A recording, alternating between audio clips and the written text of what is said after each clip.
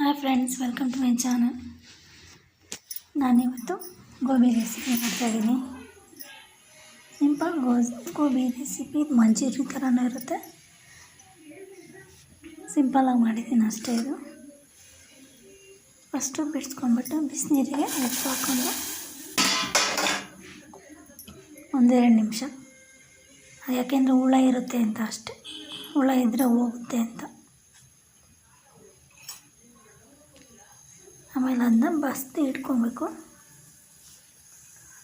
ಆಮೇಲೆ ಒಂದು ಬೌಲಿಗೆ 2 ಸ್ಪೂನ್ ಅಕ್ಕಿ ಹಿಟ್ಟು, 1-2 ಸ್ಪೂನು ಮೈದಾ ಹಿಟ್ಟು ಹಾಕ್ಕೊಂಡಿದ್ದೀನಿ. ಆಮೇಲೆ 1 ಸ್ಪೂನು ಕಾರ್ನ್ಫ್ಲೋರ್ ಹಾಕ್ಕೊಂಡಿದ್ದೀನಿ. ಆಮೇಲೆ ಖಾರದ ಪುಡಿ ನಿಮಗೆ ಟೇಸ್ಟಿಗೆ ತಕ್ಕನಾಗೆ. ಆಮೇಲೆ ಧನಿಯಾ ಪೌಡ್ರ್ ಒಂದು ಸ್ವಲ್ಪ ಹಾಕ್ಕೊಂಡಿದ್ದೀನಿ. ಉಪ್ಪು ಹಾಕ್ಕೊಂಡಿದ್ದೀನಿ. ಎಲ್ಲ ಸೇರಿಸಿ ಮಿಕ್ಸ್ ಮಾಡಬೇಕು. ಬೋಂಡ ಹಿಟ್ಟಿನ ಅದಕ್ಕೆ. ಆಮೇಲೆ ನಾವು ಬಸ್ತಿಟ್ಕೊಂಡಿದ್ದೀವಲ್ಲ ಗೋಬಿ, ಅದನ್ನ ಅದಕ್ಕೆ ಹಾಕ್ಬಿಟ್ಟು ಮಿಕ್ಸ್ ಮಾಡಿ ಮತ್ತೆ ಒಂದೊಂದೇ ಹಾಕ್ಕೊಂಡು ಫ್ರೈ ಮಾಡಬೇಕು. ಮಿಕ್ಸ್ ಮಾಡಬೇಕು ಚೆನ್ನಾಗಿ.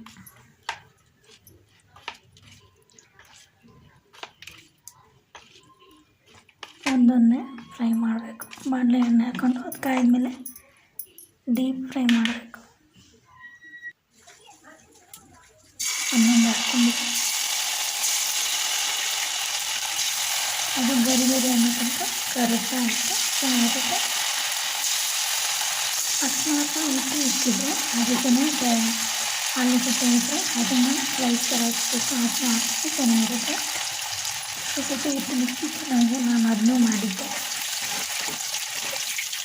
ಈರುಳ್ಳಿ ಇದ್ದರೆ ಈರುಳ್ಳಿ, ಯಾವ ತರಕಾರಿ ಇರುತ್ತೋ ಅದರಲ್ಲೇ ಮಾಡ್ಬೋದು. ಹಾಗಲಕಾಯಿನೂ ಚೆನ್ನಾಗಿರುತ್ತೆ ಈ ಥರ ಮಾಡಿದ್ರೆ. ಕೈ ಏನೂ ಇರಲ್ಲ.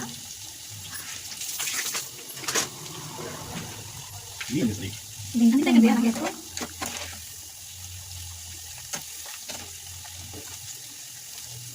ಏನು ಜಾಸ್ತಿ ಐಟಮ್ಸ್ ಹಾಕಿಲ್ಲ. ಮನೇಲಿ ಏನಿರುತ್ತೋ ಅದು ಗೋಬಿ ಒಂದು ಎಷ್ಟು ತಂದಿದ್ದಷ್ಟೇ.